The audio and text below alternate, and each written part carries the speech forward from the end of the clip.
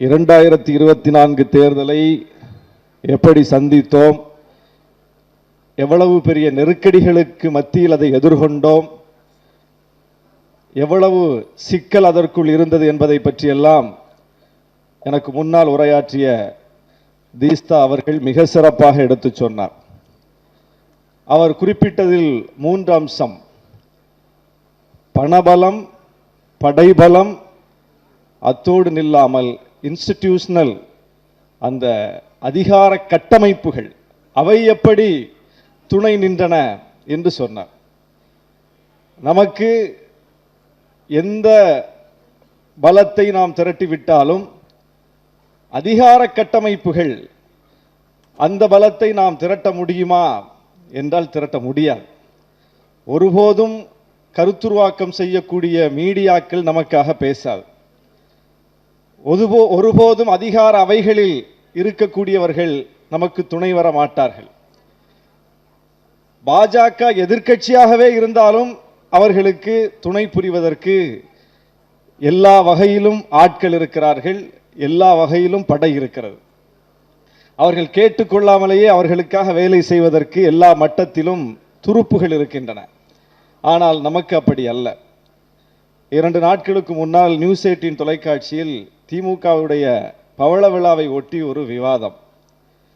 அதில் நான் பேசிய பேச்சு கடந்த 2 நாட்களாக சமூக வலைதளங்களில் பரவலாக விவாதிக்கப்படுகிறது. ஒரு மிகப்பெரிய இம்பாக்ட், தாக்கத்தை ஏற்படுத்தி இருக்கிறது.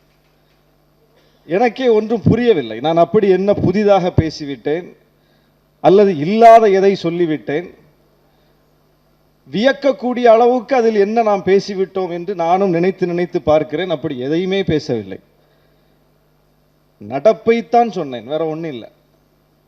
கலைஞர் எப்படி நெருக்கடிகளை சந்தித்தார் என்று சொன்னேன். மற்ற எல்லோருக்கும் இல்லாத சிக்கல் திமுகவுக்கு இருக்கிறது, அது எப்படி என்று சொன்னேன். இதை சொன்னதற்கு மிகப்பெரிய அளவுக்கு அது விவாதமாகிறது. அப்படி என்றால் என்ன சிக்கல் இருக்கிறது என்று பார்த்தால், கருத்துருவாக்க தளத்தில் மிகப்பெரிய தொய்வை நாம் சந்தித்துக் கொண்டிருக்கிறோம். களப்பணியில் நாம் முன்னணியில் இருக்கிறோம், கருத்து பணியில் நாம் என்னவாக இருக்கிறோம் என்பதுதான் இன்றைக்கு மிகப்பெரிய கேள்வி. மாங்குன்னு உழைக்கிறோம் களத்தில் கடந்து. நாம் தான் உழைக்கிறோம், நாம் தான் இதை செய்திருக்கிறோம், நாம் தான் இதை செய்து கொண்டிருக்கிறோம் என்று சொல்லக்கூடிய, எடுத்து சொல்லக்கூடிய அந்த கருத்து பணி, அந்த இடத்தில் ஒரு மிகப்பெரிய தொய்வு இருக்கிறது. அதனால்தான் நம்மை பற்றிய எதிர்மறையான சிந்தனைகளை ஊட்டக்கூடியவர்கள், அந்த கருத்துக்கள், அது எல்லா மட்டத்திலும் ஆதிக்கம் செலுத்தி கொண்டிருக்கிறது. எனவே களப்பணிக்கு ஈடாக, இன்னும் சொல்ல போனால் களப்பணியை விடவும் கூடுதலாக கருத்துப்பணி செய்ய வேண்டிய தேவை இருக்கிறது. கருத்துப்பணி செய்யும் போது என்ன சிக்கல் என்றால், இப்ப நம்ம பேசினோன்னு அல்லது இங்கே இருக்கக்கூடிய நம்முடைய சமூக நீதி சிந்தனையை ஊட்டக்கூடிய, அதற்காக குரல் எழுப்பக்கூடிய ஊடகவியலாளர்கள், பத்திரிகையாளர்கள், ஒப்பீனியன் மேக்கர்ஸ், இவங்களுக்கெல்லாம் உடனே ஒரு பிராண்ட் பண்ணிடுவாங்க. இப்போ நான் பேசிட்டு வந்தோடனே அந்த கூடாரம் அதை எப்படி சித்தரிக்கிறார்கள் என்றால், இவரை பற்றி தெரியாதா, இவர் ஒரு திமுக சொம்பு, இவர் ஒரு 200 ரூபா ஊப்பி அப்படின்னு பரப்புறாங்க. இப்போ பேசணும்னு வந்தால் கூட ஒரு தயக்கம் வந்துடும். உளவியலாக நம் மீது தொடுக்கப்படுகிற ஒரு தாக்குதல். பத்திரிகையாளர்கள், பொதுவான பத்திரிகையாளர்கள் திமுகவுக்கு ஆதரவாகவோ, ஒரு திராவிட இயக்க கருத்தியலுக்கு ஆதரவாகவோ, ஒரு சமூக நீதி கருத்தியலுக்கு ஆதரவாகவோ, ஒரு சாதி ஒழிப்பு கருத்தியலுக்கு ஆதரவாகவோ பேசணும்னு நினைச்சா கூட, ஐயோ நம்மளை இப்படி பிராண்ட் பண்ணிடுவாங்களோ அப்படின்னு ஒரு தயக்கம் உண்டாயிடும். ஆனால் அந்த பக்கம் அப்படி நினைச்சு பாருங்க, பாரதிய ஜனதா கட்சிக்காக பேசக்கூடியவர்கள், பாரதிய ஜனதா கட்சி விவாதங்களில் பங்கேற்க மாட்டோம் என்று அறிவித்து 3-4 ஆண்டுகளாக விவாதத்தில் பங்கேற்கவே இல்லை. ஒரு கட்சி நான் பங்கேற்கவே மாட்டேன்னு வெளிப்படையாக அறிவிச்சிருச்சு. ஆனால் அந்த கட்சிக்கான கருத்து அங்கே பேசப்படாமல் இருந்துச்சா? 4 சேர் போடப்படுது விவாதத்தில். அந்த கட்சி தான் வரமாட்டேன்னு சொல்லிருச்சுல்ல, வெளிப்படையாக அறிவிச்சிருச்சுல்ல. ஆனால் அந்த கட்சிக்காக பேச வராமல் யாராவது இருந்தார்களா?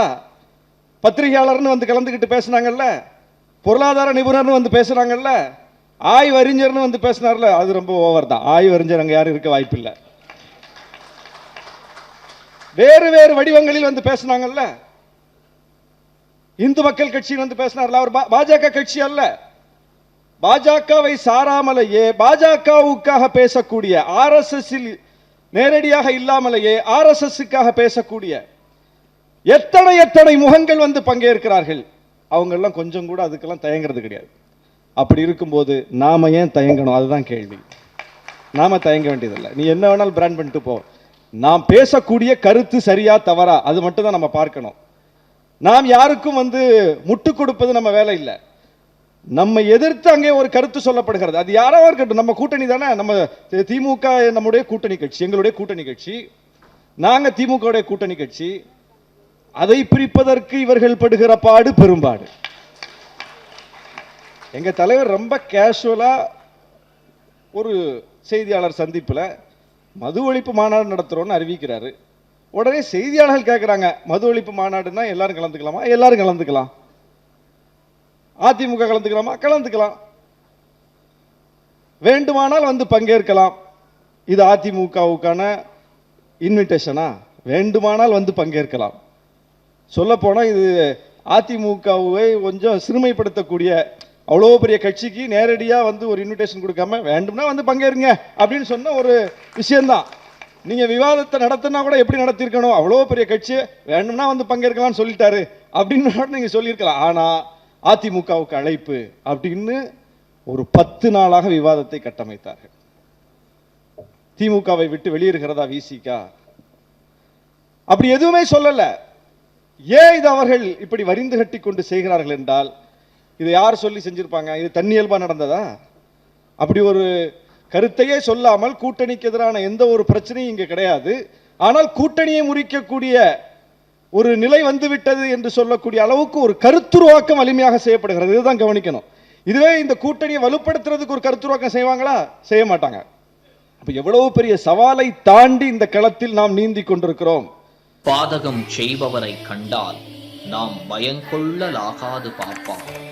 மோதி மிதித்து விடு பாப்பா, அவர் முகத்தில் உமிழ்ந்து விடு பாப்பா. அண்மை செய்திகளை உடனுக்குடன் தெரிந்து கொள்ள இணைந்திருங்கள் இயம்நாடு தொலைக்காட்சியுடன்.